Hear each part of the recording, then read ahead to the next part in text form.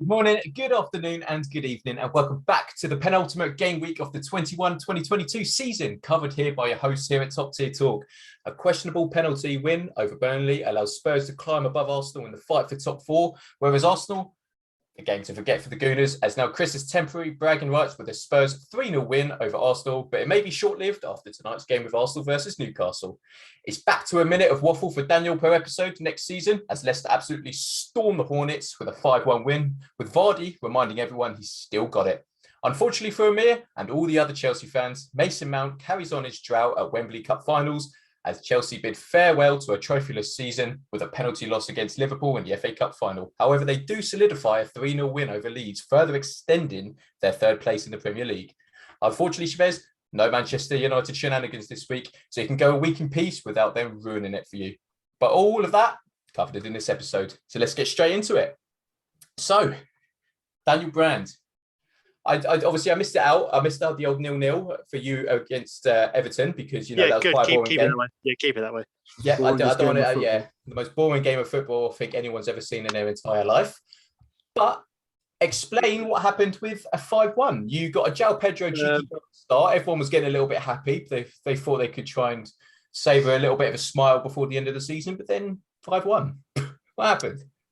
Watford happened, as per usual, as every other game this season. Watford happened. It's funny you say that, actually, before you go into that, because previously, every single episode, when I ask you, no. Whenever I ask you what happened, you go, what happened? Yeah. We go ahead. We go 1-0 up. Same, I think it was not the last home game, the second to last. Do you know what I mean? Like, not the last home game before. 1-0 up against Burnley, and we lose 2-1. They score, funny enough, 2 goals in 4 minutes. Then, as you said, we won't touch on it. We didn't lose at home against Everton. That's a bonus I can take from that game. Stops the 11 winless. Well, technically it didn't stop it, but it broke the 11 losses on the bounce at home. But now it's 13 without a win at home. But yeah, what the definition? I was just going to say the definition of what would happen is starting okay, and then throwing it away. You could look at countless games this season when we go ahead or at least start well, and just fail to do anything really. Dan, I've got a quick question for you. Obviously, now it's confirmed that you guys are going down to the Championship now. Luton drew 1-1 against Huddersfield Town, and obviously they've got to go again. Is it this week sometime to play them again? It's today. It's tonight. Oh, is it tonight? Yeah. Well, exactly. So if they go ahead and win that, then they've got to play either Sheffield United or who is it? Nottingham Forest. Yeah. Forest. So, interesting games coming up. What would be your opinion if they went up and you obviously stayed down? Same as I don't know if I said it to you a lot or on here before. You've got to hold your hands up, and it pains me to say it, but fair play to them. With what they've done this season, you can't. You can luck your way through a cup. You can luck your way through a couple of games, but we say in the Premier League you can't luck your way to the title after a 38-game season. Same in the Championship, it's harder. It's a 46-game season. You can't luck your way into playoffs after 46 games. Fair play to them. The best thing to happen, the 2 options that I have in my head, is they get to the playoff final and they spend all of their benefits money on getting to the playoff final and watching their team there and then lose. I've had that feeling. Great. Or they get to the Prem. As I said, congratulations to them begrudgingly, and then they break Derby's record of getting the least amount of points in the Prem. That would there are 2 options that would absolutely eject it if they happen. But they've still got to get through Huddersfield tonight. And I'm not saying this because it's Luton, etc. But from an actual footballing point of view and a know-how point of view, Huddersfield have done and won the playoffs before, so they've got the experience, and they're probably a more established Championship side. But yeah, also at home tonight as well. Yeah, and it's at home as well. But yeah, don't want to waffle about Luton or Huddersfield or what. Dan, I want to weigh in here. You obviously, I think it was the middle of the week last week, you also announced your new manager. Yeah. Obviously, I don't know much about him. You probably done a bit of research on him. What's your feeling into this appointment? Well, he's younger than Hodgson, which is a bonus. He's not going to start forgetting things as much as Hodgson has done, hopefully. He is, I think it's his second or third. He's like not a new manager, not an inexperienced manager, but he's not like had a massive. He's worked in like youth teams as such, not like actual first teams. But again, in theory, look at this. Isn't me saying that we should or shouldn't. This isn't me bigging Watford up. But in terms of a championship, it is a weak championship. You've seen how everyone goes, yo-yo clubs and whatever. But you're Fulham, you're Norwich. Apart from this season, your West Brom, teams like that go up and down because they're not good enough for the Premier League, too good for the Championship. Because over the last sort of 3-4 years, it has been a weak league. So he should, in theory, get us promoted. But it's not a real indicator or a real test, if you know what I mean. Can I just say something, Dan? Yeah. I disagree completely. Okay, so first of all, you mentioned about he's been I looked him up, Rob Edwards. He's been in like youth management. That's true. But he's had one like full season in senior management. He just won with Forest Green. So that's a good achievement. One season, one league title. That's like worth mentioning. I actually personally think that the championship difficult, like no matter what season. Yeah. I don't think it's a given right that a team from the Premier League gets relegated and instantly comes back. Yes, that happens sometimes. Like you look at Fulham and Norwich, they've both got these. Yeah, that's why I use it as examples. They've both got these streaks going of going up, coming down. It's like 5 years in a row or whatever. But you could flip that and look at like look at Stokes and West Broms and your QPR, Swansea, West Brom, Cardiff, which is also why I say the Sunderland Championship as well, big club like that. It's better than the Prem. That's why. Leeds dropped League out. One, Leeds were into League One as well before they come back up. Yeah, that's why I say the Championship's better than the Premier League. To me, like, go. No, you go here. I was just going to say, to me, like 3 relegated teams every season, plus you chuck in the teams in the playoffs, plus you look at like West Brom, who could be better next year, whatever. That's a really competitive league. And if he were to go up, it's a good achievement. Just like how I think that Munoz at Watford, Zisco Munoz, like getting Watford promoted, coming in mid-season was a fantastic achievement. Personally. Oh yeah, it was a good achievement. But in regards of if you look at like, I know we're not going to keep all of our squad, but I know we've got relegated for the Premier League. They're not Premier League players. Not all of them are anyway. Excuse me. But in terms of monetary, like you're going to get money from power. Monetary power. Yeah, we're going to have more. We won't have the pull-in power, but we can sort of go to players. We'll give you a little bit more money. Stay for an extra year. Then you can go, as opposed to like your other teams. Their parachute payments have stopped. Their money's stopped. They're relying on like Jude Bellingham essentially from Birmingham. That kept that club. They got Birmingham out of a lot of trouble and essentially going into liquidation, I believe it was. So they're sort of, again, as I said, I'll tell you all the time, I think the Championship's better league than the Premier League. It's more entertaining. But I don't know, with the teams that, when we were last in there, it wasn't a great league. And we didn't play well for 3/4 of the season and still finished second. So that is possible. I just think if it was that easy, then all those clubs we just mentioned wouldn't, stagnate in the middle. Like Watford, they've done well recently, aside from like one season in the Championship. They spent like the last however many years in the Premier League. I think it's 7 out of the last 9, 6 out of the last 8 or something like that. Yeah. Listen, Dan, you go sniff the Championship. Back to a minute. We've still got to get to ruin Chelsea's party at Stamford Bridge next week for zero trophy. If you do that, God, I mean, we'll be crying, bless him. But yeah, no, as you say, it's a nice little challenge for Watford now. I guess it gets to show the players if they're truly worth what their coin for next season in the Championship. If you do deem it as being it harder, but who knows what happens next season? You could come back up, you could stay there, you could go down. Who knows? I don't get overcharged for watching crap football at Old Trafford either. Ooh, a little dig there. Yeah. Poor Chavez doesn't even know. Look.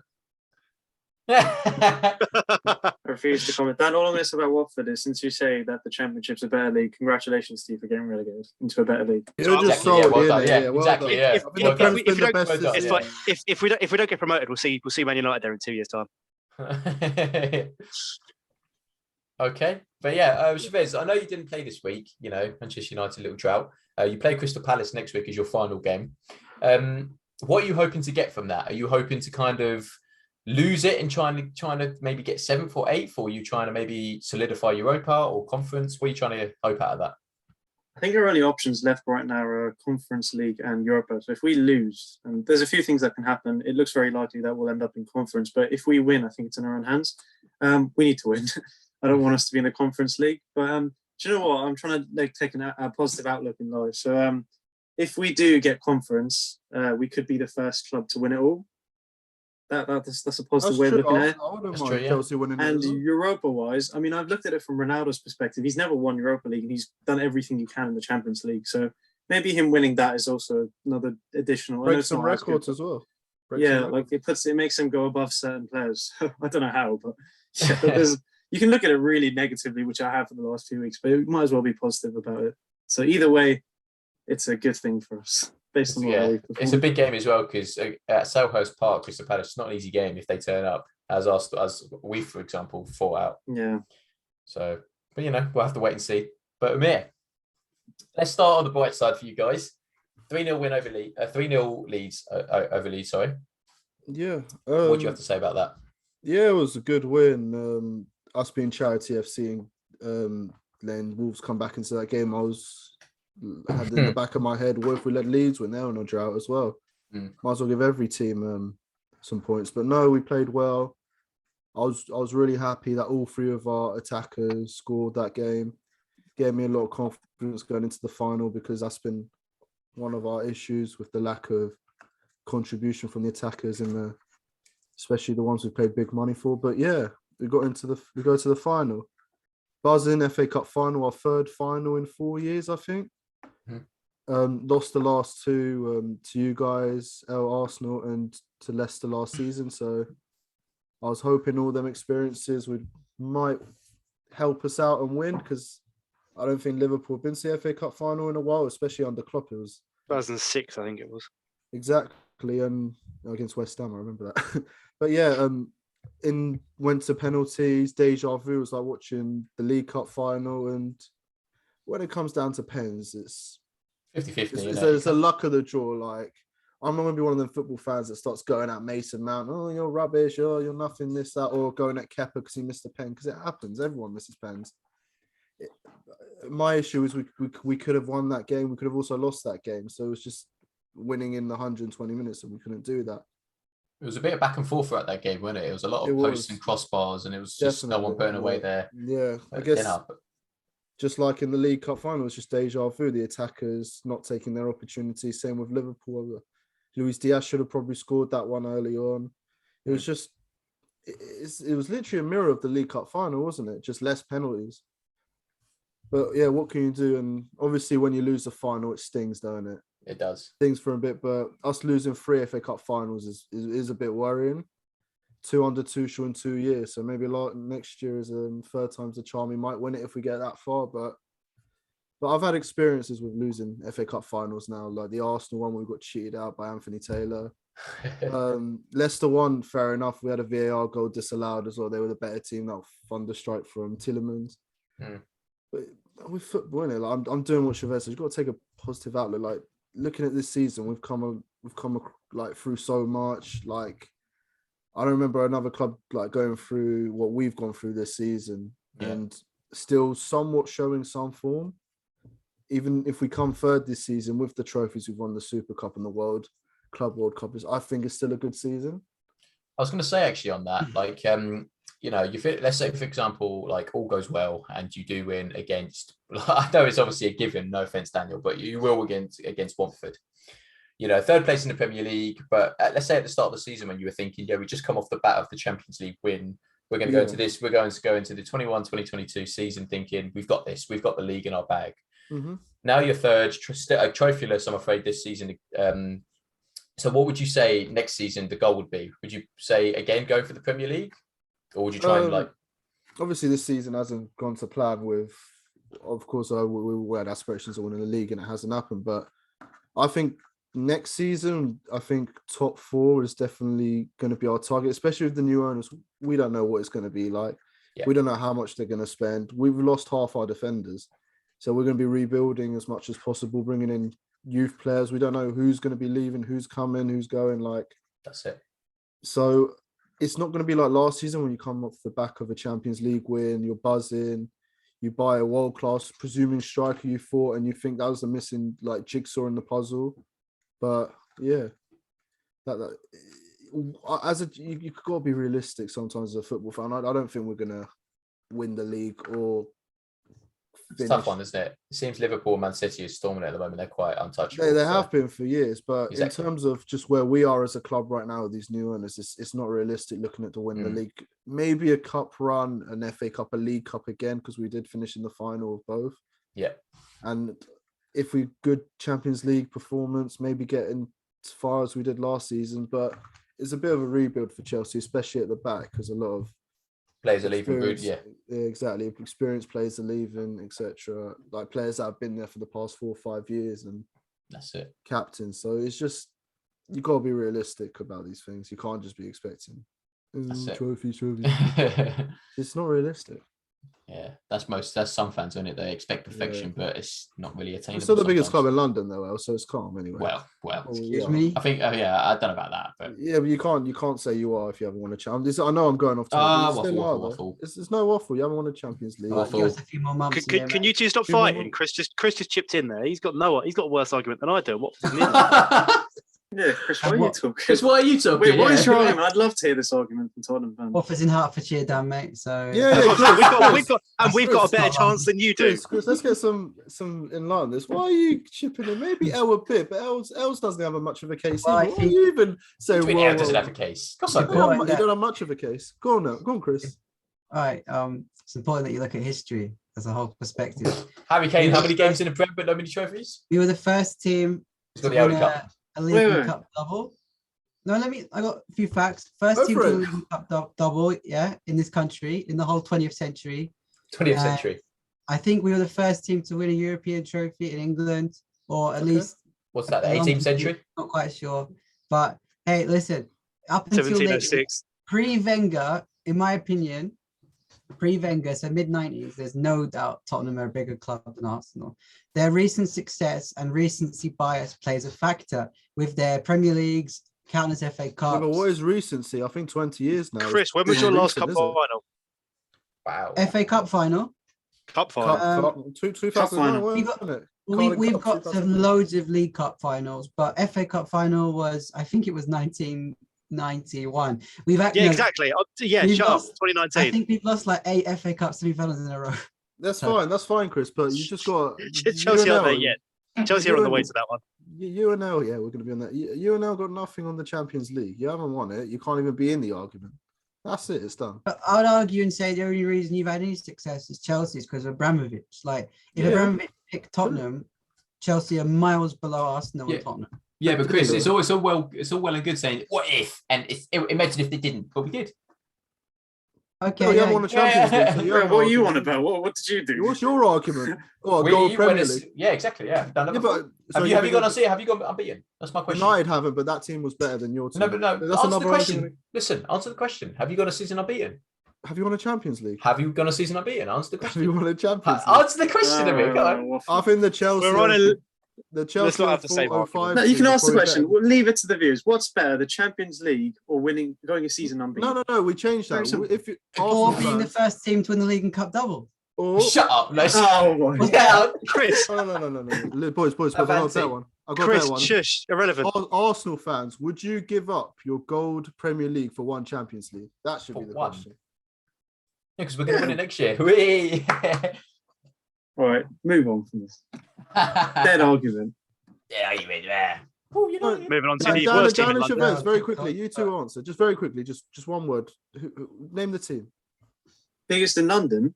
Yeah. QPR. You're dumb. Go away. Overall in history ever. Overall ever, history. Chelsea. Mate. Thank you. Wow, that's embarrassing. Dan. But anyway. No, done it. He's He's going to say Arsenal. He's going to say Brentford. No, it's not X Factor. He's a Just say an Watford answer. fan. Just say a He's on club. TikTok now how relevant that is. So Yeah, apparently I'm irrelevant, but we've had a cup final more recently than Tottenham. So Listen, carry on. it's because that actually moves on to you, actually. I want to know your thoughts. Speaking of irrelevancy, I do want to say, actually, Chris, a questionable penalty for you to secure a little 1-0 win over Burnley. I want to discuss that before we get into me versus you. all right, we can do it in reverse order then. So yeah, it was as you say a big controversial moment. It split people online. My argument with this is every team gets some for them, every team gets some against them. And the problem is not even with the referees or even with VAR, in my opinion, it's with the actual law. And we as football fans probably all agree it isn't a penalty. Like, I don't agree it's a penalty. However, the law states that it is a penalty, and therefore that's why it's given. I think back to the biggest game as a Tottenham fan in my lifetime, the Champions League final. And in 50 seconds, Mane kicks the ball against Sissoko, it's like arm or even shoulder, whatever, and it's given as a penalty. Very similar to the Burnley one, to be honest. So it's like you win some, you lose some, but under the current rules, it's a penalty, however we personally feel. So I did see online the Arsenal fans are doing some sort of victim complex, saying that it's rigged and the referees favor Tottenham to get top four. I mean, I respectfully completely disagree. I remember even last season, we had a match against Newcastle at home. The ball hits Eric Dyer's arm, ball to hand, penalty. Away at Sheffield United, Lucas Moura, it was given the goal was ruled out because it bounced off his arm. Like, you win some, you lose some. I'm sure everyone here at their own respective clubs have had moments go for and against them. The law itself is the issue. It's nothing to do with it was Tottenham. It's nothing to do with the top four race. It's the law. For us, Chris, that's true. For us, is Anthony Taylor. But I want you to talk about the North London derby as well. Why are we skipping that? Well, just to say, so that game ended 1-0, and it was a crucial game against Burnley because we had to win to keep us alive in the top four race. And the reason why we were alive in the first place was because of events that happened on Thursday night. The North London derby, a game that needed no hype because everyone was talking about it anyway. Tottenham versus Arsenal, fourth place is on, and well, only one team showed up. Hold on, again, Chris. Arsenal. No, stop 1 second. Arsenal fans again, they can point to the referee, Paul. I think it was Paul Tierney or Mike Dean on VAR, whatever. The reality is, Rob Holding made about 12 fouls in 25 minutes and got himself sent off. The penalty again is questionable, but again, it's like letter of the law. You know what I mean? Cedric did it so early. Cedric pushed Son before he even put the ball in the box. So it is a foul. Like, if it was anywhere else on the pitch, you'd say foul. So you call it soft. You can call it soft all you want, but it's a penalty under the letter of the law, I think. And everyone seemed to agree. Gary Neville seemed to agree. Again, the only people that don't seem to agree are salty Arsenal fans who think they have some sort of, we're the victims and the whole world's conspiring against us. But that's not the case. That is not the case. Every team has decisions for and against them. But anyway, that's the first goal. Harry Kane, 5 minutes later. Listen. Hold on. Yeah, go on. Listen, I still have my issues and qualms and everything like that with Paul Tierney and the penalty. Yeah, I still have a few issues with it, but I can wholeheartedly agree that Arsenal played so poorly that game. We had maybe a good 10 minutes in the first half. Do you remember the first half, the first 10 minutes of the game, we were actually passing it about quite nicely. We were doing it well. And then all of a sudden, I don't know what happened, but our minds just went poof, gone. Now we're a non-league team, all of a sudden trying to fucking put it past Spurs, who are absolutely dominant against us. No complaints, do you know what I mean? Because we played dog shit. Don't get me wrong, if we lost maybe 2-0, 3-0 as we did, but we played a good game against you, no problem. But we played awful. There was not one single player on that pitch. Maybe, I don't know, maybe a few, but no one had a good, as they normally do games, you know what I mean? Odegaard, for example, you'd expect him to be on top class, but he had a pretty average game. You know, Saka, he's a 70-minute player, isn't he? He does well for 70 minutes and then he kind of hobbles about, so he gets subbed off. But all credit to you, you know, all credit to you. I was just going to say, the atmosphere was very intense, first of all, and that can have a factor. I know it's a bit you can argue, but it does have a factor. The crowds make the intensity of the game better. I would say Arsenal's team is quite young, and this is the first North London derby with fans at the new stadium. They seem to completely buckle. They sort of bottled it a bit. We get labelled as bottle jobs, but if you watch that game, you can't tell me who the bottle jobs are. You yourself are admitting it. Your players didn't turn up. We speak about players like Emerson Royale, Ryan Sessegnon being weak link. I don't think they're particularly amazing, but they're against like Saka and Martinelli who get hype, and I didn't see anything. So I'm just making the point, like, if Arsenal's players are so good, then where were they on Thursday? They didn't seem. Listen, relax. They didn't seem. I don't see them. Well, we disregard that game. It's in the past. We don't remember the past. I'm not finished just yet. Yeah, you are. Get out of my sight. Harry Kane scored from a corner. That was interrupted. And then second half, Son Heung-min, 3-0. 3-0. And I just want to say, right, forgetting bantering Arsenal for a second. Just come on. After 3-0, we really managed the game well. And I think I was really impressed with Conte's substitutions, taking off Son and stuff. I know he came off and was a bit annoyed at the time, but it was absolutely correct decision to keep him fresh for Burnley only 3 days later. The game management, when you consider, right, just how hectic North London derbies are all the time. There's always moments, controversy, goals at either end. The last sort of 30, 40 minutes, we really kept quiet. We just managed the game. It was like the most mature end of game performance I've seen from Tottenham. It's normally so hectic, so it was just really great to see the opposite. Like, that's such a Conte trait, in my opinion, just to see out games like it's nothing. Like, that's a real positive. And it leaves us in a situation now. We're 2 points ahead of you. Obviously you got the game in hand tonight. We know Arsenal have to go to Newcastle and win, and if they fail to do so, then we go to Norwich, and if we win, we get top 4, like, full stop. So that's a good position to be in. It's still not in our hands, of course. Arsenal are still favourite, because if they win 2 games, they get top 4, full stop, right? But I believe that something will happen tonight. No, don't say that. Well, I believe. And, No. I'm looking Something will happen tonight, Chris. I haven't seen the lineups, but I'll tell you the lineup if you want. I'm crossing my fingers that Kieran Trippier is playing and Ben's a beautiful free kick in the top corner, and Newcastle get a nice little win. But Smith Rowe is going to absolutely wipe the floor with Trippier. Wait, I had a question. I had a question for both of you. All I need is a one-word answer. I'm going to ask you first, Chris. Chris, if you were to put your life on the line right now, do you think Tottenham will get top 4? Yes or no? One word. Yes. Okay, Elliot, if you were to put your life on the line and say Arsenal, do you think Arsenal will get top 4? Yes. Okay. Well, we've established. 2 lives are on the line.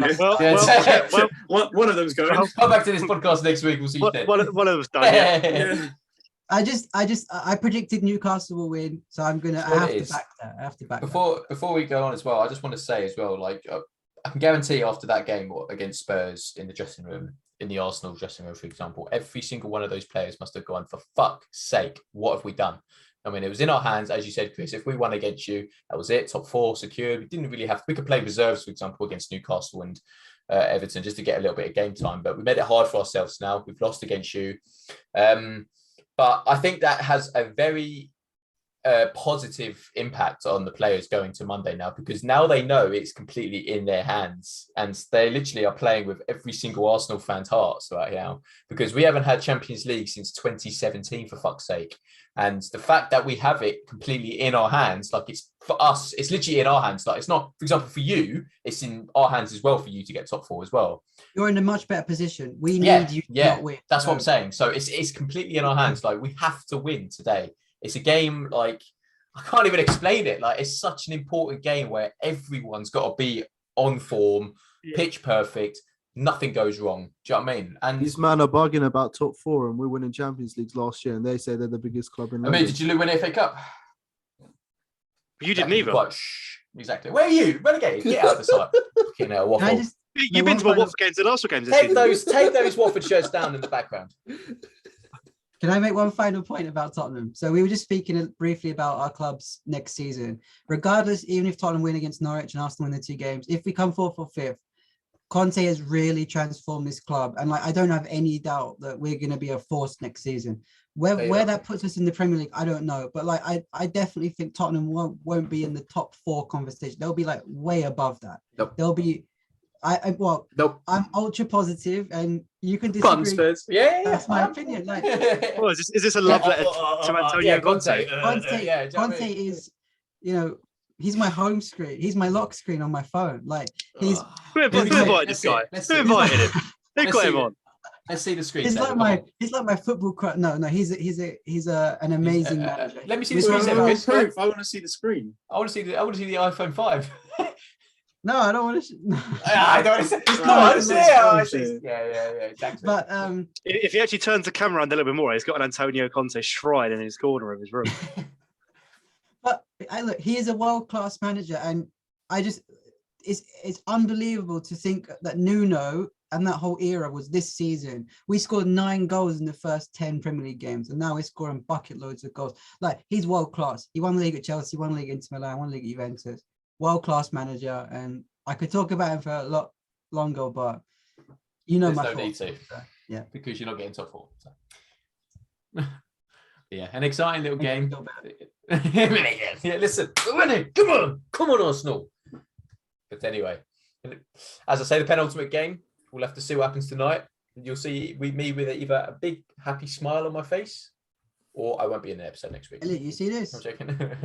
You see this? Yes, Tottenham. I don't actually, because it's blurred out. You keep. No, I think you can figure out what it is. It's a bottle, aka what Arsenal do in a few minutes time. You're welcome.